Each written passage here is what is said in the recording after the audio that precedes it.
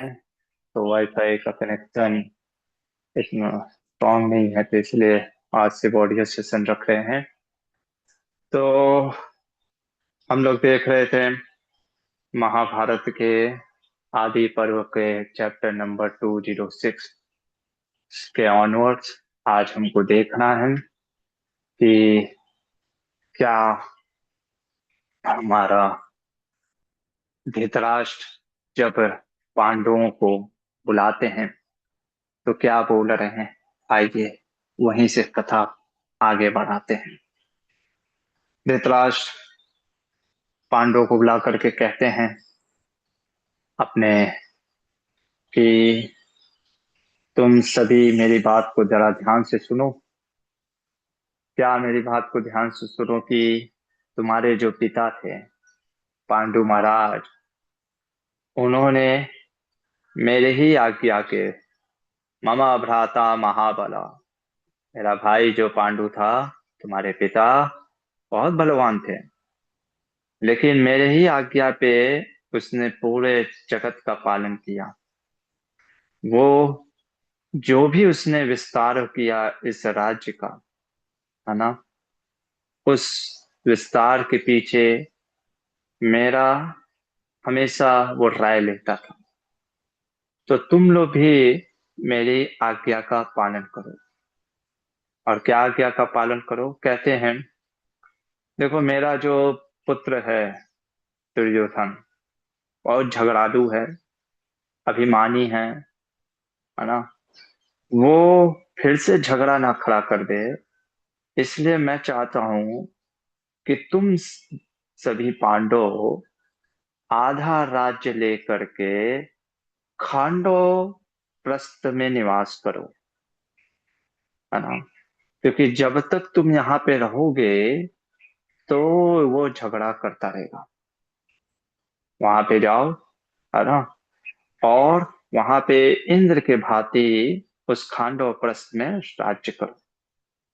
और कहते हैं कि वो खांडव वन, जो खांडव प्रस्थ है, वो वास्तव में हमारे पूर्वज सभी वहां पे रहते थे। वहां पे रहते थे, वहां पे उन्होंने राज्य किया है ना। तो धृतराष्ट्र ने इस प्रकार फिर विदुर जी को बुलाया और विदुर से कहा कि आज ही तुम सारी राज्याभिषेक की सामग्री का लाओ, इसमें विलंब न करो।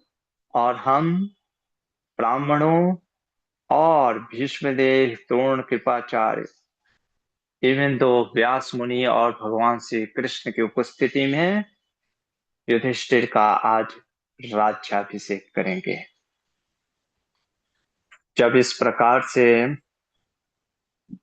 हमारे धृतराष्ट्र ने बोला, है ना, कि युधिष्ठिर का राज्याभिषेक करने के लिए, तो वे सम्पायन जी कहते हैं, जो ये कथा सुना रहे जन्मेजय राजा को, कि मानो सभी भीष्म, द्रोण, विदुर जी ने कहा बहुत अच्छा, बहुत उत्तम। भगवान श्री कृष्ण ने भी वाहवाही की, किसकी, धृतराष्ट्र की। और धृतराष्ट्र फिर भगवान व्यास देव को आगे रखते हुए विधि पूर्वक जो है युधिष्ठिर को राज्याभिषेक किए। और राज्याभिषेक करके युधिष्ठिर को बोले, है ना, कि तुम्हारा आज से राज्याभिषेक होता है। ये जो खांडव प्रस्थ, जो कि हमारे पूर्वज पुरुरवा, नहुस, ययाति वहां पे निवास करते थे, और उस खांडव प्रस्थ के आज से तुम नरेश हो, राजा। वैशंपायन जी कहते हैं, वो जो खांडव प्रस्थ जो आधा राज्य दिया था ना, वो भयंकर वन के रूप में था वास्तव में। हाँ, एक समय था, एक समय वो खांडव प्रस्थ बहुत बड़ा, मतलब कि कह सकते हैं कि सारे इनके पूर्वज रहा करते थे। लेकिन वह वन हो गया था, है ना। कितनी चालाकी करता है ना व्यक्ति, है ना, कि राज्य भी दे दिया, और दुनिया को ये लगेगा कि हाँ देखो मैंने लड़ाई झगड़े से बचने के लिए सब कुछ कर भी दिया। और दिया क्या, मतलब ऐसा राज्य दिया जो कि एकदम वन था। पर आप देखोगे, पांडव कभी भी ये ऐसे नहीं बोले कि अरे ये क्या चीज, मतलब कि sometimes we criticise, we blame, है ना, हमको क्या मिला आखिर में। ये है पुरुषार्थ पांडवों का। उन्होंने कभी भी ब्लेम नहीं किया कि हमको वन दे करके तो ये तो निपटा दिए, है ना, धृतराष्ट्र ने। नहीं, वो एक्सेप्ट कर लेते हैं जो भी उनको मिला। और उसके बाद वर्णन करते हैं वैशंपायन मुनि, कहते हैं कि अपने मर्यादा से कभी च्युत नहीं होने वाले भगवान श्री कृष्ण की सहायता से पांडवों ने उस स्थान को स्वर्ग के जैसा बना दिया। कैसे बनाया, तो वर्णन आता है कि भगवान श्री कृष्ण ने मानो इंद्रदेव का चिंतन किया। इंद्रदेव ने विश्वकर्मा को बोला कि आप जाइए और भगवान कृष्ण जो भी आपको कहते हैं उसका निर्माण करिए। वो दिव्य नगरी को इंद्र के महल के जैसा बना के आइए, जिसका नाम इंद्रप्रस्थ हो जाएगा। विश्वकर्मा पहुंचते हैं भगवान श्री कृष्ण के पास।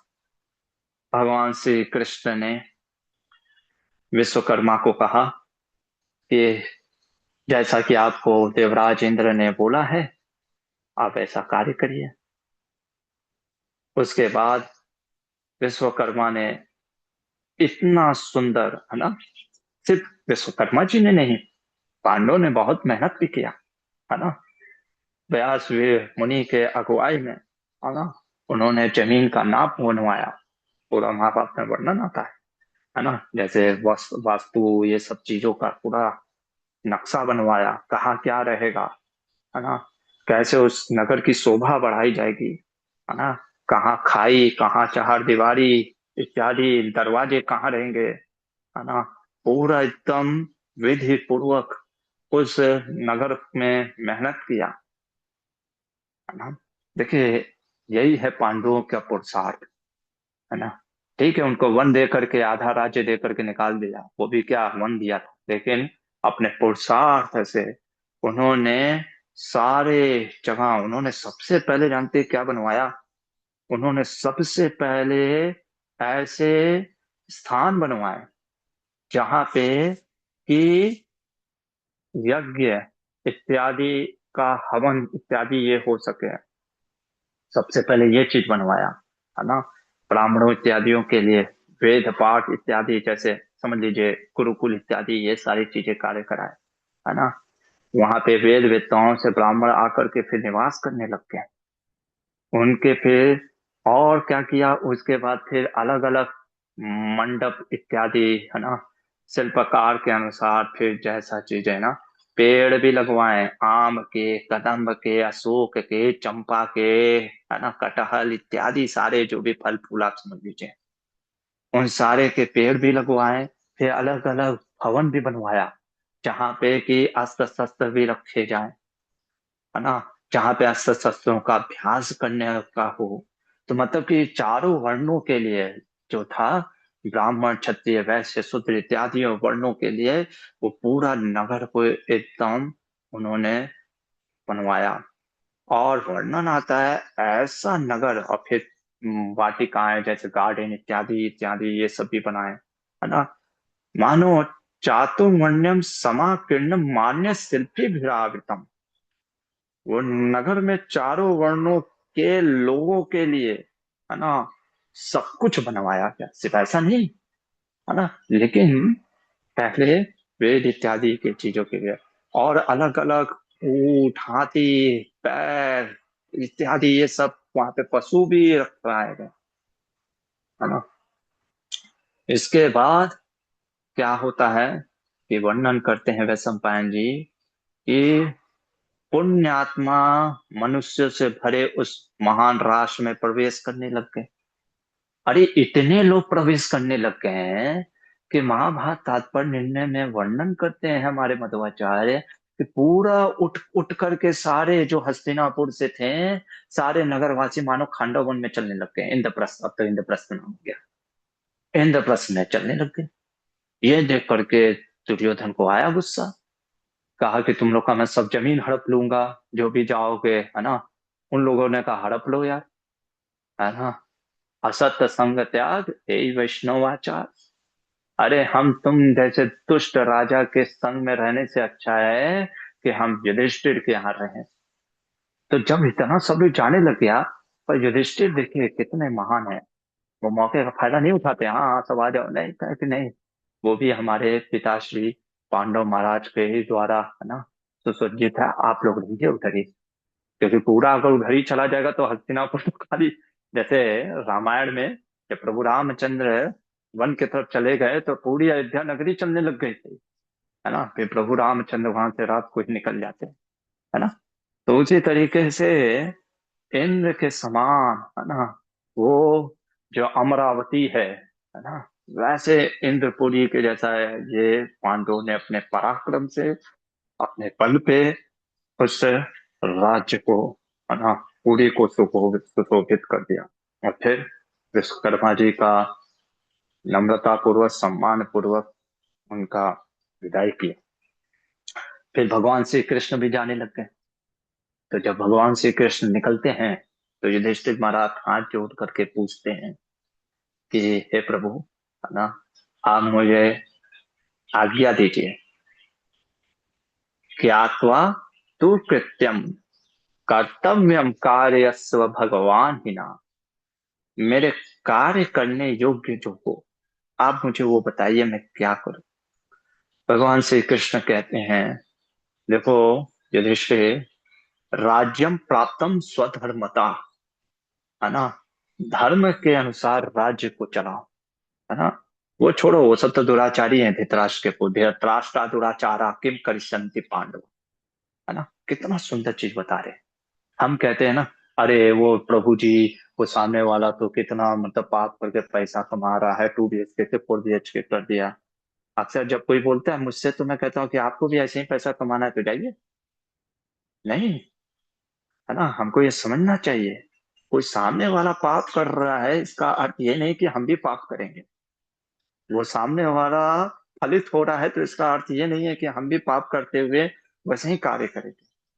हमको क्या करना चाहिए, हमारा क्या धर्म है, हमको समझना चाहिए। भगवान कहते हैं वो देवदास के पुत्रों को छोड़ो, वो तो अधर्मी है ना। तुम पृथ्वी का पालन करो धर्म के साथ, धर्मोपदेशम सक्षपात, है ना। और ब्राह्मणम, ब्राह्मणों का, यानी जो वैष्णव, जो ब्राह्मण जो क्वालिटी में है ना, उनकी सेवा करो, है ना। उनकी सेवा करोगे, उनका आदर करोगे तो निश्चित ही तुम फलोगे। और फिर कहते हैं, घबराओ नहीं, नारद जी आ रहे हैं आप लोगों के लिए, है ना। नारद जी आएंगे, ये बोल करके भगवान श्री कृष्ण उनसे आज्ञा लेते हैं, है ना। भगवान थे फिर भी छोटे थे उम्र में, तो आज्ञा लेकर के वहां से निकलते हैं। फिर कुंती के पास जाते, कुंती को प्रणाम करते हैं कि बुआ जी प्रणाम, आज्ञा दीजिए अब मैं निकलते हूँ।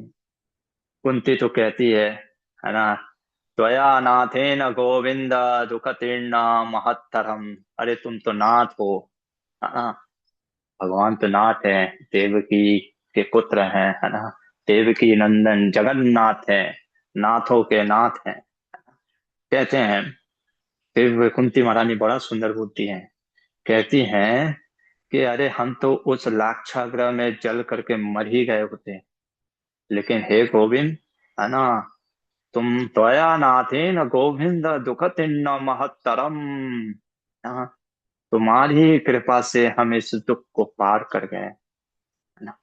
तुम तो वास्तव में सही में सर्व दुखानि शाम्यन्ति तव संदर्शनामम। सारे दुख दूर हो जाते हैं तुम्हारे दर्शन मात्र से, है ना। तो हमेशा अपना दर्शन देते रहना, है ना, और इन पांडवों के ऊपर कृपा करते। ये बोल करके फिर भगवान श्री कृष्ण कुंती को प्रणाम करके वहां से निकलते हैं। बलराम जी के साथ। यहाँ पे अध्याय 206 समाप्त होता है। आगे वर्णन करते हैं। जन्मेजय पूछते हैं वैशंपायन ऋषि से कि जब इंद्रप्रस्थ का राज्य प्राप्त हो चुका, पांडवों ने फिर कैसे अपने कार्य को की। तब हमारे वैशंपायन ऋषि कहते हैं, क्योंकि मन में एक प्रश्न आया। जन्मेजय कहते हैं, क्या इनके बीच में कभी आपस में फूट नहीं पड़ा कि एक कृष्णा के प्रति ऐसा नहीं हुआ कि अरे वो मेरी पत्नी है, ये मेरी पत्नी है, अनुरक्त नहीं हुए। आखिर क्यों? इसके ऊपर अगर आप देखोगे, हमारे मध्वाचार्य महाभारत तात्पर्य में बहुत सुंदर वर्णन करते हैं। मध्वाचार्य वर्णन करते हुए बताते हैं कि वास्तव में देवकी, जैसा हमने पहले भी बताया, हर दिन वो कन्या को प्राप्त होती थी। इसके पीछे बहुत गुह्य रहस्य उन्होंने बताया है। कहते हैं कि जैसे इसको समझाने के लिए आप ये समझिए, एक शरीर में कैसे आत्माएं वर्क करती हैं। जैसे मान लीजिए एक शरीर में आंख नाक कान है, एक फेस में, है ना, हमारे मुख में आंख भी है, नाक भी है, नोज भी है, ईयर भी है और टंग भी है ना। लेकिन सब अपना अपना कार्य कर रहे हैं। कोई मिक्सअप हो रहा है क्या? है ना। कि ऐसा कि आंख का काम नाक कर दे रहा है, ऐसा अरे अरे अरे अरे ट्रैफिक जाम हो रहा है थोड़ा सा, अरे, है ना। नहीं ना। उसी प्रकार से भले ही एक शरीर में पांच आत्माएं हों, है ना, पर किसी प्रकार का डिस्टरबेंस नहीं था, है ना। ये भगवत कृपा से, हरि की कृपा से, है ना, वो सभी अनुरक्त और रात में रहते थे। लेकिन एक बहुत सुंदर चीज भी हम देखने को मिलता है। जैसा भगवान ने बोला था कि नारद मुनि आएंगे, तो जब एक दिन की बात है, जब धृतराष्ट्र की आज्ञा पा करके द्रौपदी के साथ पांडव प्रस्थ में, मतलब इंद्रप्रस्थ में विहार कर रहे थे, तो वहां पे देवर्षि नारद पहुंचे। अच्छा, देवर्षि नारद क्यों पहुंचे? हमारे मध्वाचार्य कहते हैं, अब ये 20वें अध्याय में आता है उनके, कि वो बोलते हैं कि भगवान द्वारिका से निकले थे, हमारे नारद मुनि भ्रमण करते थे नारायण नारायण करके। तो भागवतम में 10वें स्कंद में आता है ना, 29वें अध्याय में, जहाँ पे कि नारद मुनि मिलते हैं। भगवान के अलग अलग, भगवान का विवाह हो चुका है 16,108 पत्नियों से। तो अलग अलग देखना चाहते थे भगवान क्या कर रहे हैं अलग अलग महलों में। तो वहां से निकल करके फिर वो, वहां पे जब भगवान उनका आदर सत्कार करने के बाद, फिर वहां से वो निकल करके पहुंच रहे हैं कहाँ? पांडवों के पास, ब्रह्मा जी का कुछ आदेश लेकर के तो पहुंचे। महाभारत में बहुत सुंदर वर्णन आता है कि नारद मुनि के रूप का वर्णन, कि अगर कभी आपको नारद मुनि किसी को ड्रामा में बनना चाहिए तो यहाँ से आप देख सकते हो कि नारद मुनि कैसे है ना। वर्णन आता है कि नारद मुनि ब्रह्म तेज, है ना, परम तपस्वी, सारे विद्याओं वेदांत शास्त्रों नीतियों को जानने वाले, है ना। अरे, सारा मन शांत, रजोगुण से रहित, स्वभाव के एकदम सरल थे, है ना। क्योंकि हमको पता नहीं है, हम इसलिए नारद मुनि को ऐसे दिखाते हैं टीवी सीरियलों में, जैसे कि क्या उसको बोलते हैं ना, एकदम बेकार सा व्यक्ति। अरे नारद मुनि है। कोई भी आप देख लो, चाहे महाभारत रामायण हो या भागवत हो, ऐसा कोई भी व्यक्ति नहीं है जिसको बिना नारद मुनि की कृपा से वो भगवत भक्ति को प्राप्त हुआ हो। चाहे वाल्मीकि मुनि हो, चाहे व्यास मुनि हो, सबके गुरु नारद मुनि। चाहे ध्रुव हो, चाहे प्रहलाद हो, सबके गुरु नारद मुनि। ऐसा कोई आप नहीं देखोगे कैरेक्टर जिसके जीवन में नारद मुनि का टच ना आया हो। तो नारद मुनि, है ना, संसार के भय से सर्वथा रहित रहते थे, निष्पाप थे, है ना। उनकी शिखा तक भी शोभित करती थी ब्रह्म तेज से, है ना। वो जब वहां पे आते हैं, है ना, जैसे ही वहां पे पहुंचते हैं साक्षात भगवान के जैसे। इसलिए कभी कभी आप भागवत में वर्णन सुनते हो भगवान नारद, है ना। तो जब उस प्रकार से जब आए, तो ये पांडव सब खड़े हो गए, है ना। और सब, है ना, युधिष्ठिर ने तुरंत जा करके अपने आसन से उठ करके तुरंत उन्हें, है ना, अपना तुरंत अपना राज सिंहासन दे देते हैं, है ना। ऐसे सम्मान करना चाहिए गुरुजनों का, और ऐसे महान तपस्वी ब्रह्म ऋषियों का। तो उनका फिर जैसे ना सादर सम्मान किया जाता है, अर्घ दे करके, विधि पूर्वक उनके चरणों को धो करके। तो फिर ए, भगवान नारद कहते तुम लोग भी बैठो। नारद की आज्ञा पे कृष्णा, जो कि द्रौपदी भी थे, वहां पे आ गई। फिर द्रौपदी ने भी अपने, है ना, सारे एकाग्रचित होकर के वहां पे बैठती है, प्रणाम करती है, आशीर्वाद देते हैं नारद मुनि। अब फिर नारद मुनि कहते हैं द्रौपदी, थोड़ा सा मैं तुम्हारे पतियों से बात करना चाहता हूँ, तुम अंदर भीतर जाओ। द्रौपदी भीतर जाती है। नारद मुनि कहते हैं कि क्या बोलते हैं, हे पांडव, देखो, पांचाली तुम सभी की धर्म पत्नी है, और मैं चाहता हूं, भगवान चाहते हैं कि तुम लोगों के बीच में इसके कारण कोई फूट ना पड़े। तो मैं आपको एक बात बता देता हूं, दो असुर हुआ करते थे, सुंद और उपसुंद।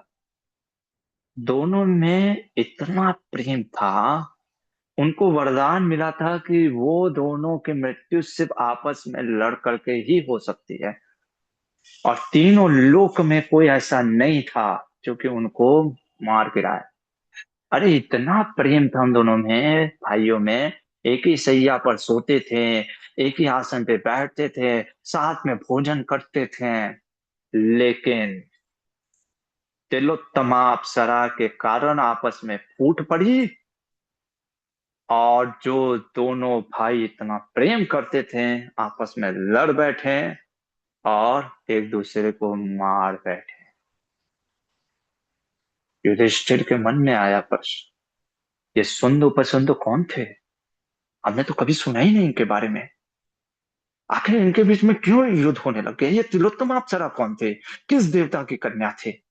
क्यों आई थी वहां पे? हमें पूरा वृत्तांत पूर्वक, यथा वृत्ताम विस्तरेण तपोधना।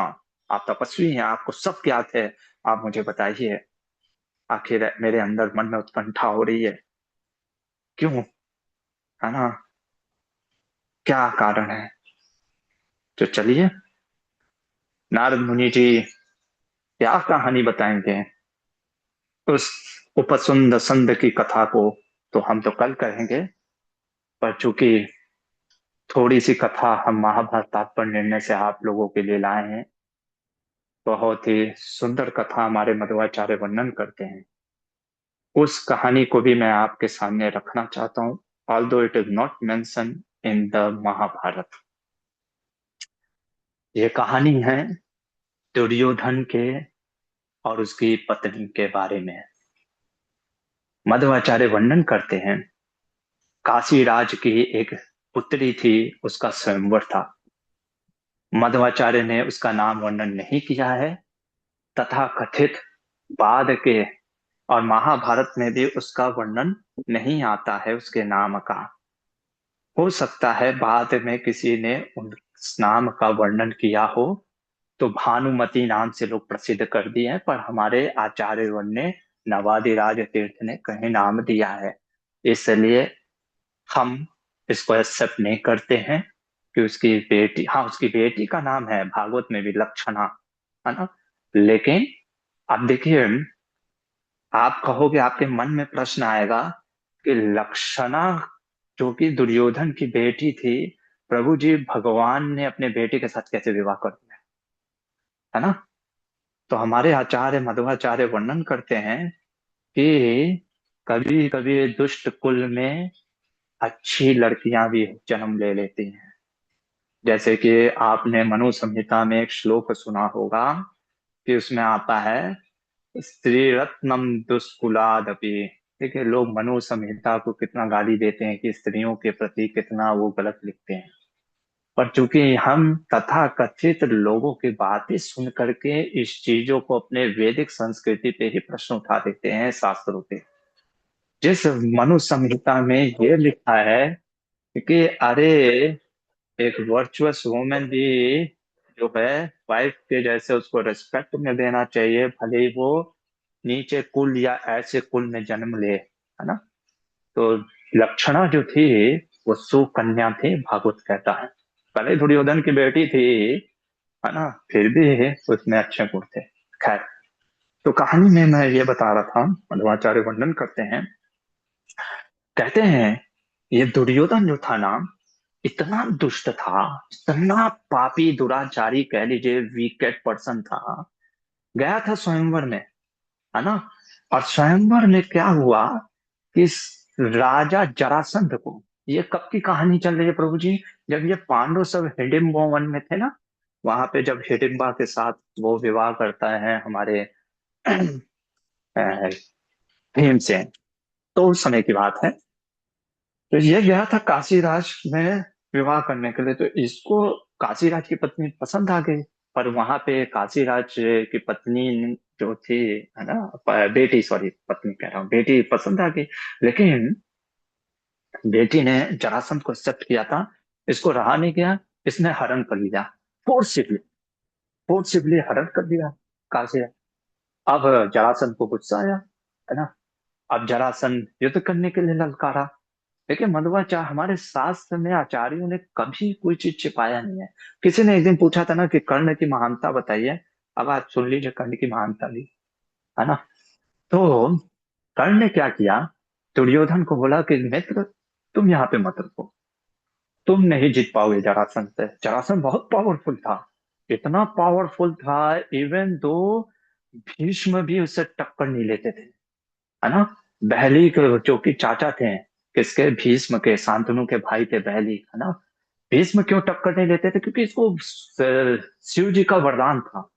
किसको, भीष्म, अरे जरासंध को, है ना, शिव जी का बहुत बड़ा उपासक था। अच्छा, ये फिर क्यों अटैक नहीं करता था भीष्म देव से हस्तिनापुर में, क्योंकि हस्तिनापुर में उसको पता था कौन, अश्वत्थामा जो है, वो भीष्म जो है शिव का अंश है। तो अपने शिव के आराधना के लिए वो अश्वत्थामा के कारण वो अटैक नहीं करता था। आप समझ रहे होगे थोड़ा बहुत, है ना। नहीं भी समझ में आ रहा है तो मैं जो मेन स्टोरी आपको बताना चाहता हूँ उस पर आप आ जाइए। तो कर्ण ने कहा कि तुम चले जाओ यहाँ से, है ना, क्योंकि अगर तुम भाइयों में से किसी एक का भी हार हो गया तो बड़ा थूथू होगा, है ना। और मैं हार भी गया तो क्या होगा, ज्यादा से ज्यादा लोग कहेंगे क्या होगा, है ना, कि अरे कर्ण तो हार ही गया।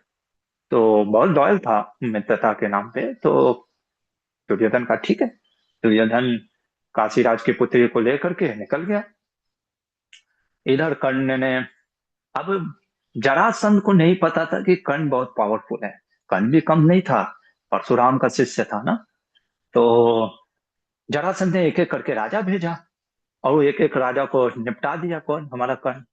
तो जरासंध अकेले आया लड़ने। और जब जरासंध अकेले लड़ने मतलब अकेले इन द सेंस लास्ट में वो आया लड़ने, तो जब लड़ने आया तो जरासंध के वीक पॉइंट को जानता था। जरासंध की अगर कहानी आप जानते हो, नहीं जानते हो तो हम बताएंगे जब भीमसेन मारेगा ना। जरासंध का एक वीक स्पॉट था जहां से उसके शरीर को जोड़ा था जरा राक्षसी ने, वहां पे करना हिट किया। और ये देख करके आश्चर्यचकित हो जाता है जरासंध, कहता है जो चीज बलराम तक को नहीं पता है, क्योंकि बलराम और कृष्ण ने 18 बार अटैक किया था ना।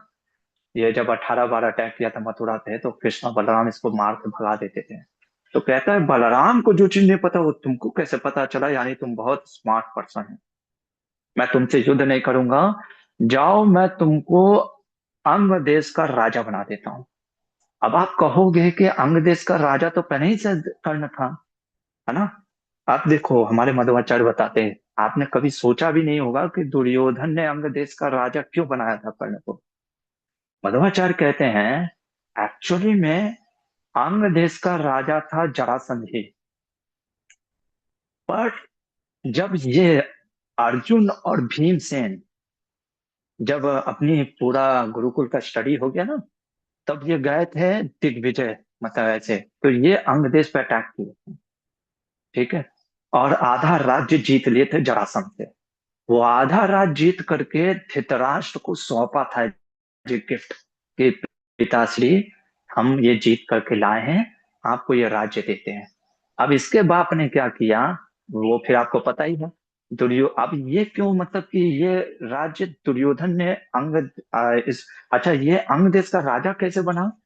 इसके जो पापा थे, है ना, अतिरथ, है ना, लोग कहते हैं कि अरे बेचारे के साथ बड़ा नुकसान हुआ। अरे वो देश के राजा थे। कौन? अतिरथ है, कर्ण के। पर वो हार गए थे जरासंध से। जरासंध ने पूरा राज्य छीन लिया था। आधा राज्य भीमसेन ने जीत लिया। भीमसेन ने जाकर के धृतराष्ट्र को दिया।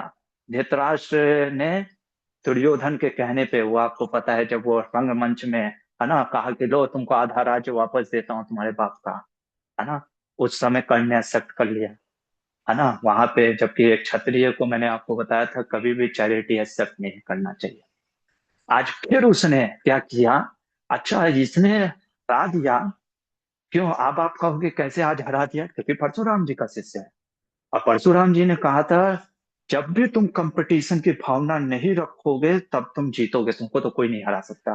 लेकिन इसका प्रॉब्लम क्या होता था ना, उस समय इसके अंदर कंपटीशन की भावना क्यों नहीं आई? क्योंकि इसको लगता था कि अर्जुन तो मारा गया।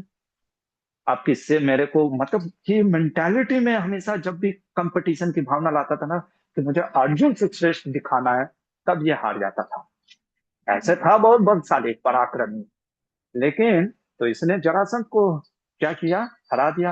लेकिन इसको कैसा था ना, इसको अपने ऊपर ही इतना भरोसा नहीं था कि अरे मैं ऐसे हरा सकता हूँ क्या। तो जब ये संधि करने आया जरासंध, तो इसने संधि कर लिया। इसको इसको अपने गुरु पे विश्वास, क्योंकि कहते हैं ना कि जब, इसलिए मैं हमेशा बोलता हूँ, है ना, अगर अगर आपको किसी एक गुरु पे विश्वास नहीं है ना, आप मान के रखो आपको कभी किसी गुरु पे विश्वास नहीं होगा।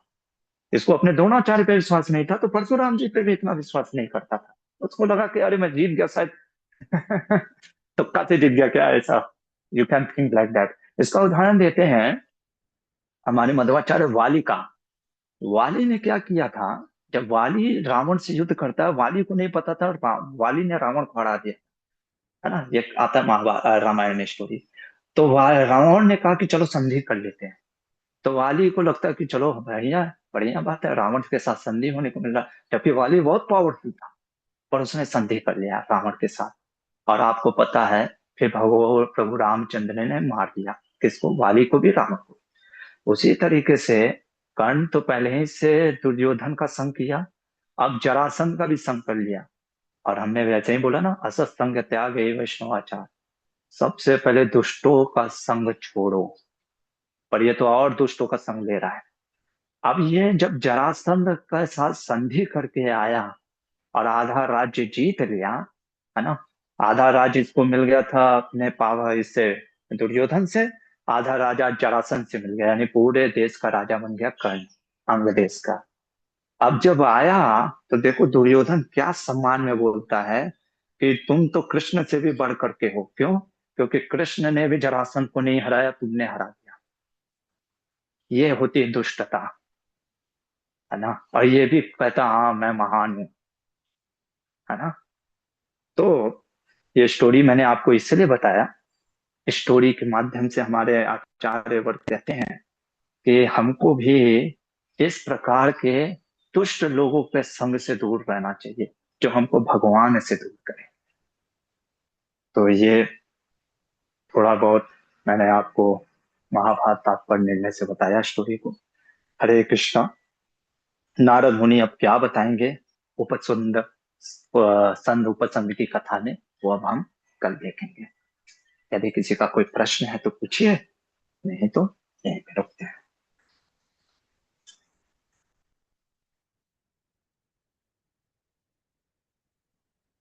चलिए, फिर रुक जाते हैं यहीं पे, और कल मिलते हैं। नारद मुनि संद उपसंद की कथा में क्या वर्णन करते हैं। हरे कृष्णा। महाभारत ग्रंथ की जय। शिल प्रभुपाद की जय। हरे कृष्ण।